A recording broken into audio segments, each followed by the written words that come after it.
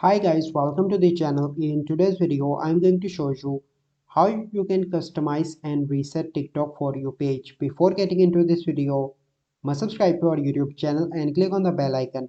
So the first step you simply need to do is to open your TikTok application. Then you need to click on profile in the right bottom corner. Then you need to click on three bars in the top right, and then you need to click on settings and privacy. And here you need to scroll down, and here you can see the option of free up space. Click on that, and then the first step you simply need to clear cache.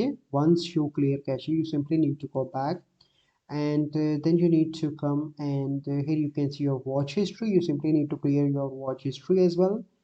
Okay, once you done your watch, you clear your watch history, you simply need to come and click on this, and you simply need to clear your recent you simply need to clear all your recent searches, and then you simply need to scroll into the for you page, and you simply need to like the videos that you want to see in the future, so that now the algorithm will know what you like.